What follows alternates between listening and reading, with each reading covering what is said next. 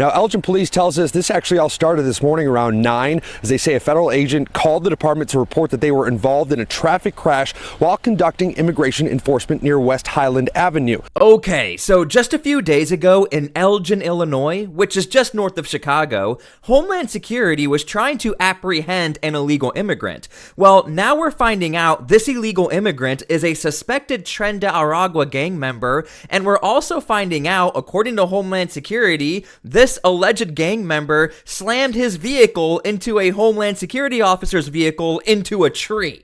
You will be held accountable for your actions! You will be held accountable for your actions! Now, just a few days later, after that entire event, Governor Pritzker decides he's going to sign this bill.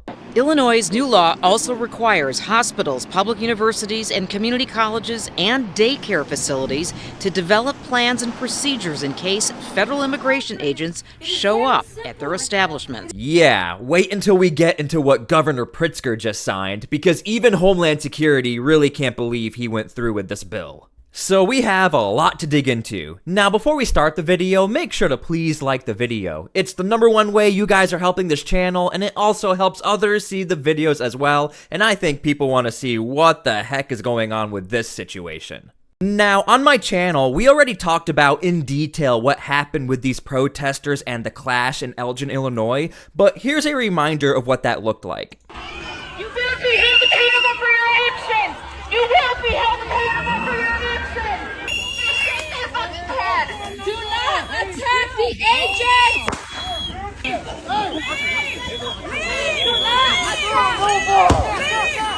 Okay, so when all of this was happening, nobody really knew what was going on. When I was tracking the live streams during this event, you could actually hear in the background people knew about some sort of crash between a vehicle, like a suspect and ICE agents. A lot of speculation was going on. But one thing we did know is that protesters surrounded Homeland Security and there was a clash. Well, now just a few days later, we have the report from Homeland Security. According to Homeland, this person is a suspected Tren de Aragua gang member released into the country by the Biden administration, rammed a law enforcement officer vehicle into a tree in Elgin, Illinois. According to the report, ICE officers attempted to conduct a vehicle stop, at which point Acosta resisted arrest by intentionally ramming an officer's vehicle into a tree. Thankfully, the officer sustained no injuries. Then you scroll down, Acosta then fled on foot and barricaded himself into an apartment, which makes total sense as to why Homeland Security, they were surrounding an apartment complex, and then Homeland was being surrounded by protesters. So this guy barricaded himself into an apartment of a person he did not know.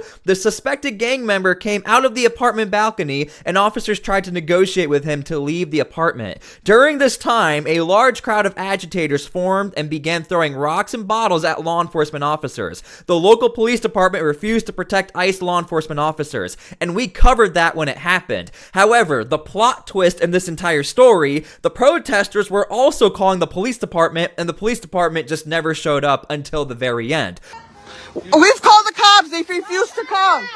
We already called. They've called the cops like 3 or 4 times and they don't come. But the whole point behind all of this is that this is exactly what the Trump administration keeps arguing, that a lot of times the protesters don't even know who they're trying to protect or protest for. Meanwhile, you have somebody who went into another person's apartment that he didn't know, is a suspected gang member, and took his vehicle and rammed it into a Homeland Security agent's vehicle into a tree.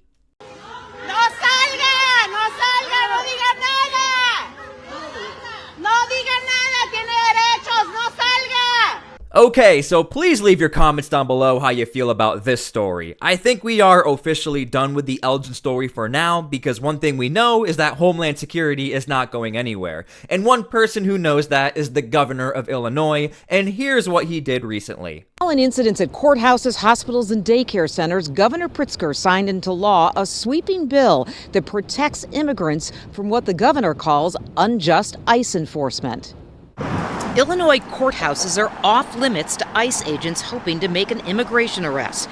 Today, Governor J.B. Pritzker signed into law a bill that bars immigration enforcement inside or within 1,000 feet of a courthouse building. The idea that the Trump administration wants to prevent people from attending court doing their civic duty and protecting public safety just boggles the mind. Now, super quick, before we continue, make sure to please subscribe to my channel so you guys don't miss a thing. We are always on top of stories like this and other federal operations around the United States, and I want to make sure you guys are kept up to date, so make sure to please subscribe. Thank you so much. Okay, so here's what's going on. First things first, Homeland Security has always had this identification of sensitive areas. Just to show you guys, here's a memo from back in 2011 talking about when to operate in sensitive areas or around sensitive areas, and these areas include places you would assume, like schools, hospital, churches, things like that.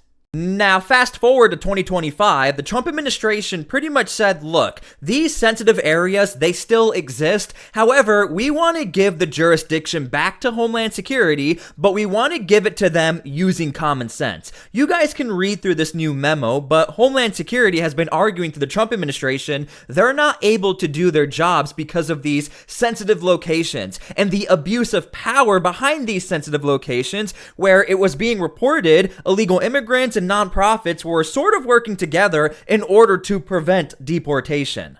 Well, now here we are, Governor Pritzker saying, I'm going to sign a bill that says these sensitive locations are protected once again, but under the state law.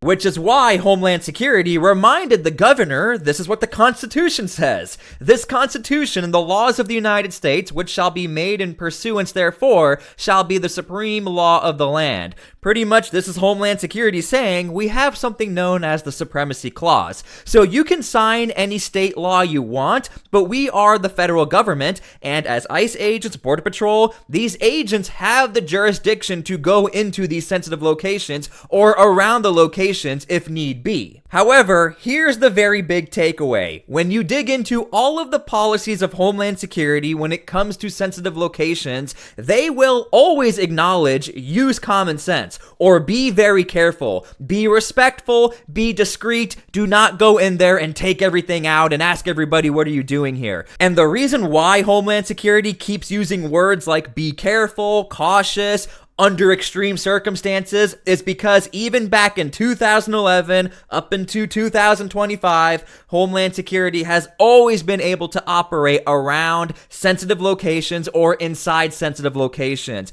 But even Homeland Security acknowledges it better be worth it. Like, I don't know, maybe somebody runs into a daycare center and Homeland Security has no choice but to run after them. That happened recently, according to Homeland Security in Chicago. Since Operation Midway Blitz began in September, Governor Pritzker says only 2.6% of the people arrested by ICE in the Chicago area were considered high public safety risk by the federal government. Agents have been showing up at places of employment, including a daycare center.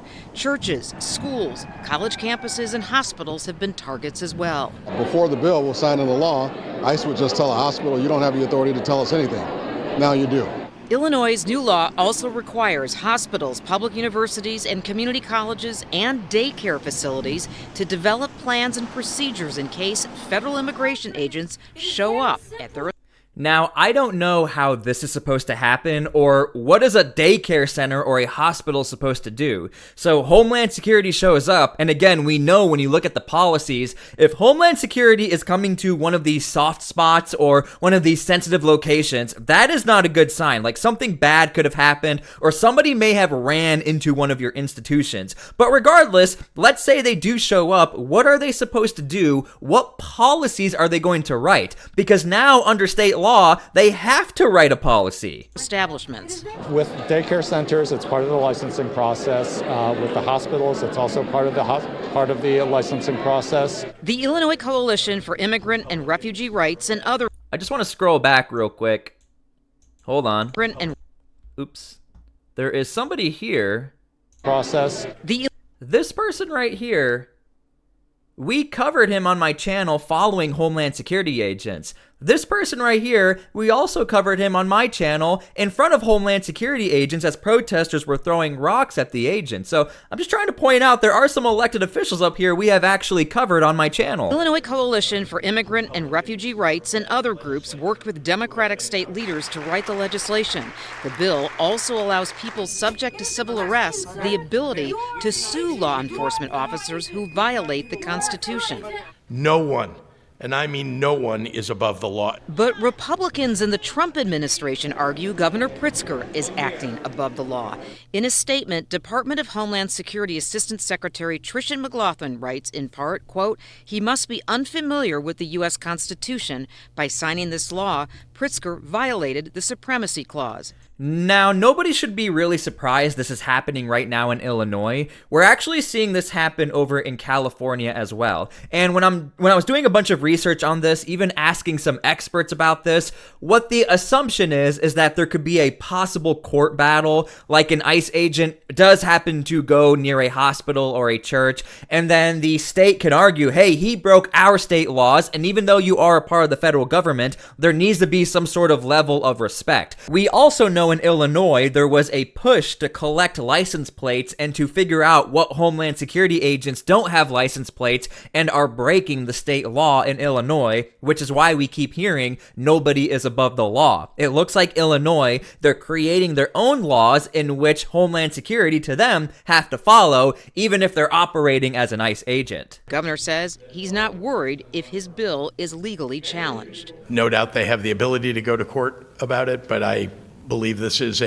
not just a good law, but a great law. The courthouse element of the bill goes into effect today. Entities like daycare centers and hospitals have been given various deadlines between January and March to submit their ICE organizational plans. Okay, so Governor Pritzker doesn't care. You just heard him. He doesn't care if this gets challenged in the courts. But one thing I am curious about, what if there is somebody who owns a daycare and hates this law and even sees it as breaking the Constitution?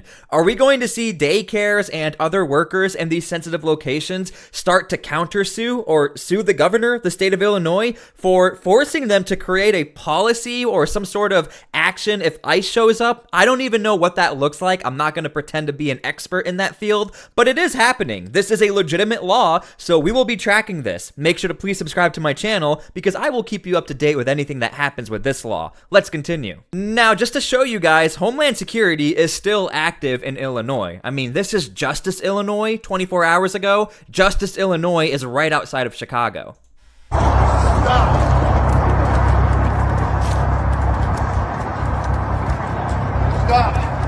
You're gonna go?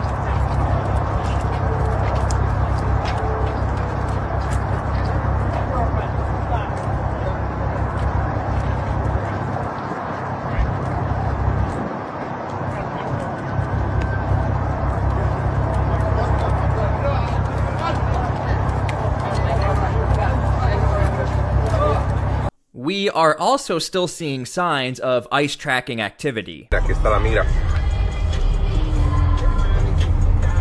A ver. Sí, sí es la mira.